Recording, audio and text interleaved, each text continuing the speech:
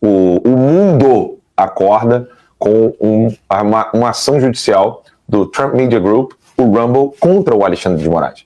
Enquanto o Alexandre de Moraes fica aí brincando, né, de justiça lá no Brasil, aqui nos Estados Unidos ele está sendo processado. Como o Lacombe disse, tá bem aí, ó. Saiu, olha aqui que lindo, ó. Saiu no New York Times. Como é que é a música, Lacombe? Pô, eu canto mal pra caramba. Cada vez que eu canto, reclamam, né?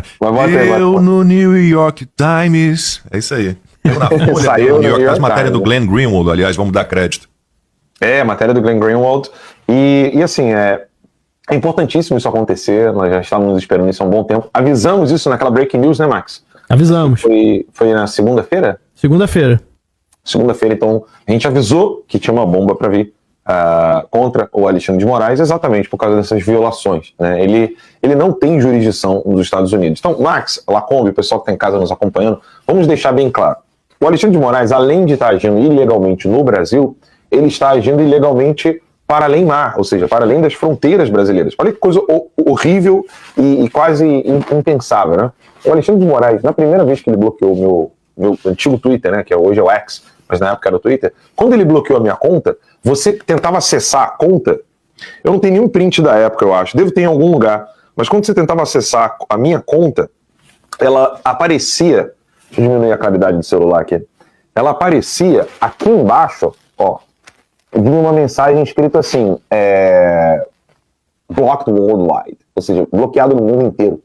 Então ela vinha com essa mensagem e aí o que acontece? Mensagem do Elon Musk aqui.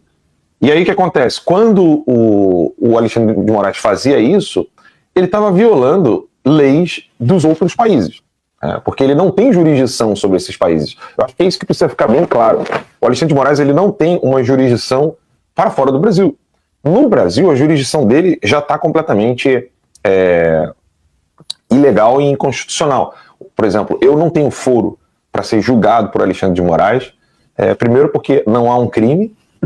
Isso é uma coisa, Lacombe Max, que eu acho que é até difícil de explicar para os americanos, e o brasileiro já está tão acostumado com tudo isso, que às vezes o pessoal se esquece de alguns detalhes do devido processo legal. Quando o Lula estava enfrentando a justiça, eles diziam muito das garantias constitucionais. As garantias constitucionais, né, e houve todo um debate com relação às garantias, etc., porque o Lula não pode ser preso, condenado em segunda instância, porque tem que passar por todo a possibilidade de defesa da vítima, no caso, né? Só que o Lula foi indiciado, ele teve um julgamento, ele foi condenado uma vez, foi condenado uma segunda vez, salvo engano, acho que foi condenado uma terceira vez, lá como pode me corrigir aí, e o Lula passou pelo devido processo legal.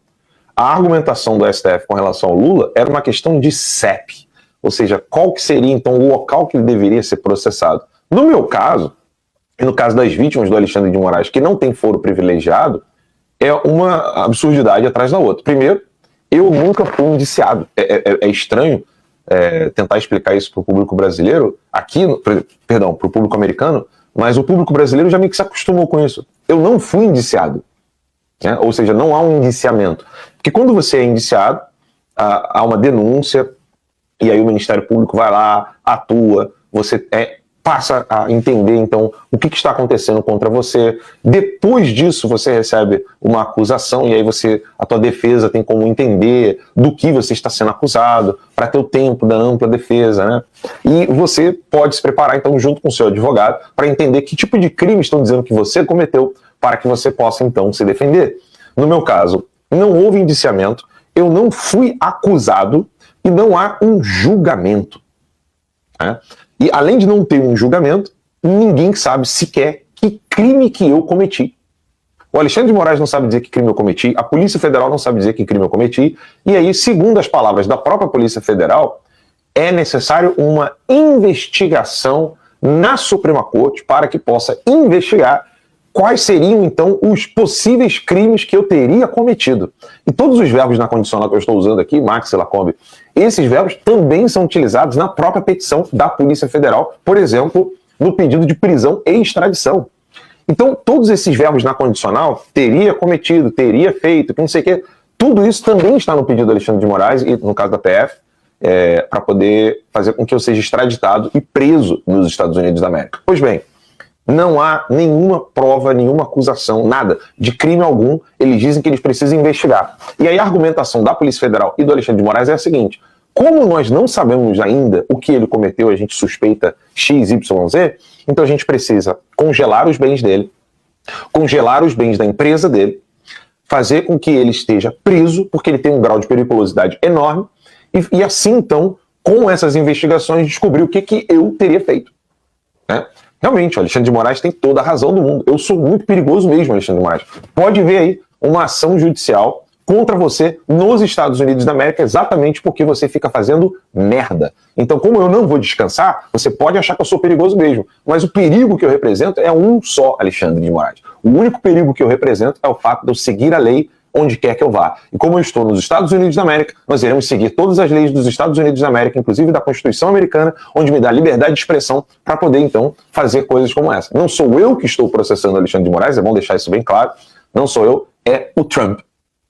Trump Media Group e o Rumble. Então, Alexandre de Moraes, continue fazendo essas decisões suas de derrubar contas minhas no exterior, continue violando as leis americanas, e aí a gente se vê na justiça. Eu vou ter um prazer enorme de ver o Alexandre de Moraes tentando pisar nos Estados Unidos depois de se negar a participar de um julgamento no qual ele é réu. Porque lembremos, o Alexandre de Moraes, essa ação que está sendo movida contra ele vai se tornar réu, e ele se tornando réu, ele tem que comparecer aqui. Se ele não comparecer aqui e continuar batendo pezinho, como ele acha que ele pode ficar batendo pezinho, acabou Nova York para você, Alexandre de Moraes. Acabou a Disney, você vai ter que vender sua casinha em Celebration, deu para entender? Então você não vai poder mais pisar aqui, o dia que você pisar aqui, aí quem fica atrás das grades não sou eu, é você.